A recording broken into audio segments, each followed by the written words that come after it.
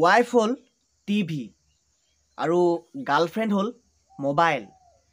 টিভিত তই গোটেই জীৱনটো ফ্ৰী ছাৰ্ভিচিং পাবি, কিন্তু মোবাইলত টকা খৰচ কৰিব লাগিব, গম পাইছ?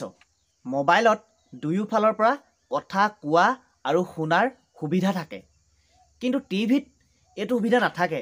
টিভিত অকল শুনিবহে পাৰিবি, ক'ব নোৱাৰ। টিভিত ভাইৰাছ নাই, কিন্তু মোবাইলত সময়ে সময়ে ভাইৰাছ আহি থাকে। সেইটো কাৰণে মোবাইল ইউজ কৰোঁতে অলপ সাৱধান হ'ব লাগে।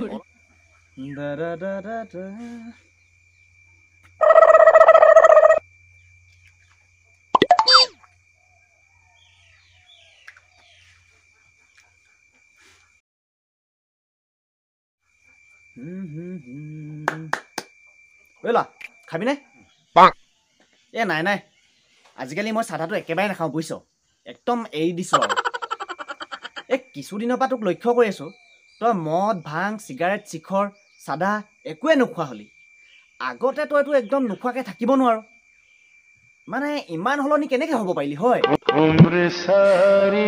গীতাৰ বাণীও ৰাতিপুৱা শুই উঠিবৰ পৰা একদম ৰাতি টোপনি যোৱালৈকে গীতাৰ বাণী। বাপৰে, গীতাই ইমান সলনি কৰি দিয়ে নে মানুহক? কালিলৈ মই গ্ৰন্থমেলাৰ পৰা গীতা এখন কিনি আনিম, কিজানি ময়ো সলনি হওঁ হে, নে কি ক? হেই, গীতা মানে তই ভাবি থকা সেই পুৰাণখনৰ কথা কোৱা নাই।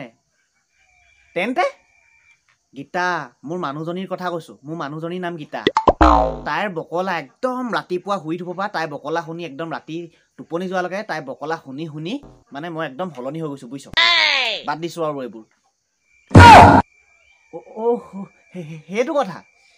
তেন্তে এইবাৰ বিহুত ময়ো বিয়াখনকে পাতি পেলাওঁ বুজিছ, কিজানি মানুহজনী অহাৰ পাছত অকণমান সলনি হওঁৱেই, নে কি ক? এই নাই নাই নাই নাই, তই এনেকুৱা ভুল নকৰিবি দেই, বিয়া কেতিয়াও নেপাতিবি। এইটো ভুল নকৰিবি কেতিয়াও লাইফত। কিয়? চা, বিয়া পতাৰ পাছত পুৰুষ এজনৰ জীৱনটো এনেকুৱা ধৰণে সলনি হৈ যায় ন, মানে তোক কি ক'ম আৰু। শুন, তই বিয়া নপতাৰ আগত গাৰ্লফ্ৰেণ্ডৰ ওচৰত তই হিৰ' নম্বৰ 1 হৈ থাকিবি। যেতিয়া বিয়া পাতিবি তেতিয়া পত্নীৰ ওচৰত কুলি নম্বৰ 1 হ'বি, গম পাইছ নাই তই?